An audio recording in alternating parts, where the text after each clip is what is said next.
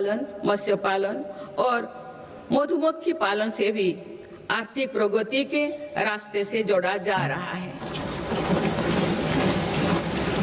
Coast line पर रहने वाले मछुआरों को एक्सक्लूसिव इकोनॉमिक जोन का लाभ देने के लिए नई नीति बनी है।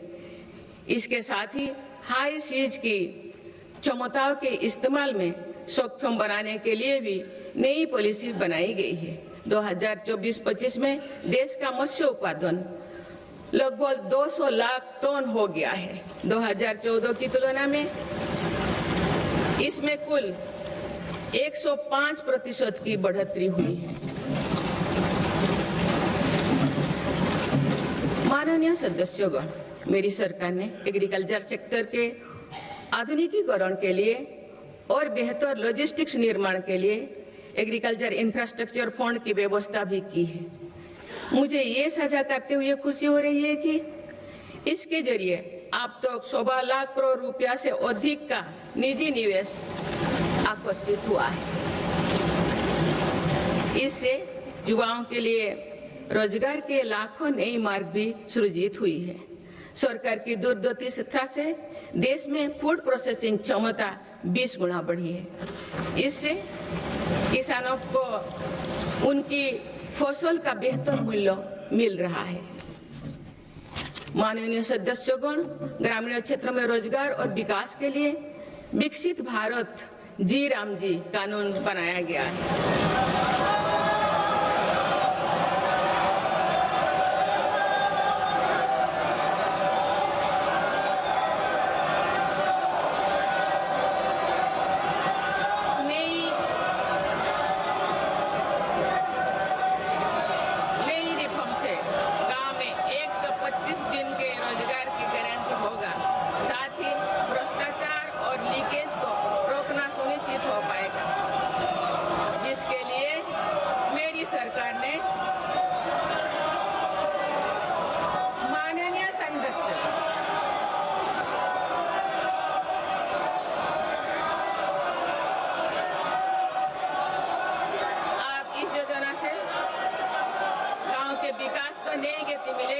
किसान, पशुपालन और मछुआरे साथियों के लिए नई सुविधाएं निर्मित होगी।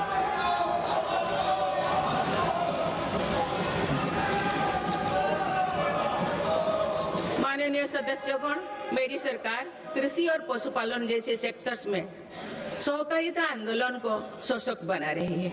आज त्रिभुवन सहकारी यूनिवर्सिटी से सहकारिता से जुड़े लोगों को सीखने और आगे बढ़ने का मौका मिल रहा है। इसके अलावा 10,000 से ज्यादा FPOs के माध्यम से भी कृषि क्षेत्रों को सशक्त किया जा रहा है। माननीय सदस्यगण, मेरी सरकार स्पष्ट रूप से मानती है कि देश का विकास सभी देशवासियों को आगे बढ़ने का समान अधिकार देकर ही संभव है। इसलिए आज देश वुमेन लेड डेवलपमेंट के मंत्र के साथ आगे बढ़ रहा है।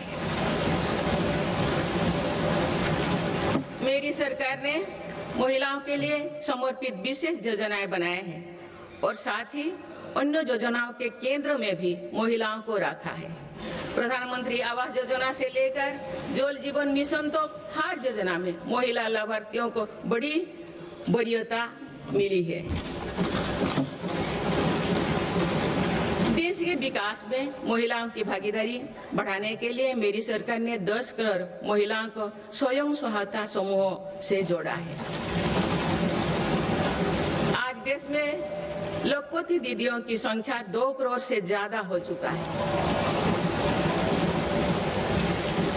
बीते एक वर्ष में ही 60 लाख से ज्यादा महिलाएं लखपति दीदी बनी हैं। मेरी सरकार कुल 3 करोड़ महिलाओं को लखपति दीदी बनाने के लक्ष्यों को जल्द प्राप्त करने वाले हैं।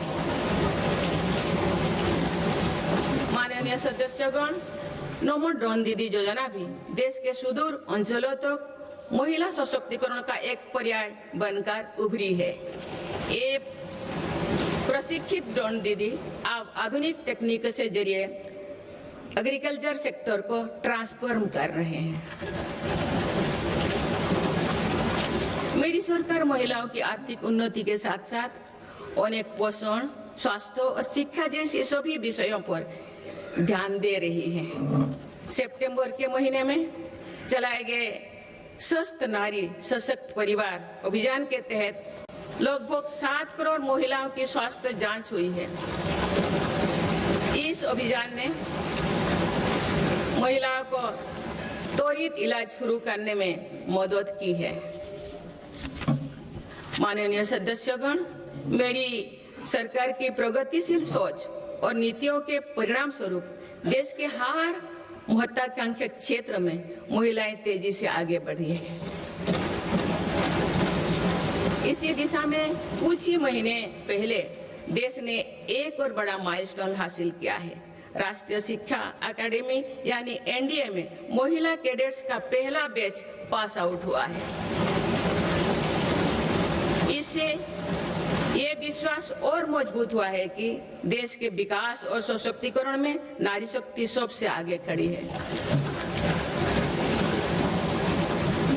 माननीय सदस्यगण, श्री गुरु तेग बहादुर जी ने हमें सिखाया है, भय काहू को देत नए भय मानत आन, यानी हम ना किसी को डराएं और ना किसी से डर कर जिए।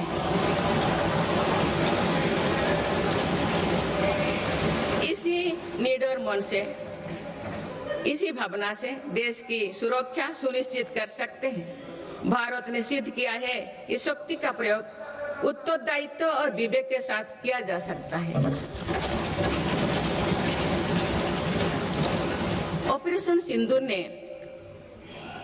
ऑपरेशन सिंदूर से विश्व ने भारतीय सेना का शौर्य और पराक्रम देखा है। हमारे देश ने अपने संसाधनों के बल पर आतंकियों के अड्डे को ध्वस्त कर दिया है। मेरी सरकार ने कड़ा संदेश दिया है कि भारत पर किसी भी आतंकी हमले का जवाब दृढ़ और निर्णायक होगा। सिद्धू जल समझौते को स्थगित किया जाना भी आतंकवाद के विरुद्ध हमारी लड़ाई का हिस्सा है। देश की रक्षा व्यवस्था को और मजबूत बनाने के लिए मिशन सुदर्शन चक्र पर भी काम हो रहा है। माननीय सदस्यगण, मेरी सरकार की नीतियों के अनुरूप सुरक्षा बलों ने माओवादी आतंक पर भी निर्णायक कार्रवाई की है। वर्षों तक देश के 126 जिलों में असुरक्षा, भय और अविश्वास का वातावरण था। माओवादी विचारधारा ने कई पीढ़ियों का भविष्य अंधकार में डाल दिया। इसका सबसे ज्यादा नुकसान हमारे युवाओं, आदिवासी और दलित भाई बहनों को हुआ। आज माओवादी आतंक की चुनौती 126 जिलों से घटकर 8 जिलों तक सीमित हो गए हैं। इनमें भी 3 जिले ही ऐसे हैं जो गंभीर रूप से प्रभावित है। इस एक साल में माओवादी से जुड़े लगभग 2000 लोगों ने आत्मसमर्पण किया है। इससे लाखों नागरिकों के जीवन में शांति लौटी है। माओवादी से प्रभावित रहे इलाकों में परिवर्तन को आज पूरे देश देख रहा है। बीजापुर के एक गांव में 26 साल बाद बस पहुंची तो लोगों ने किसी उत्सव की तरह खुशी मनाई।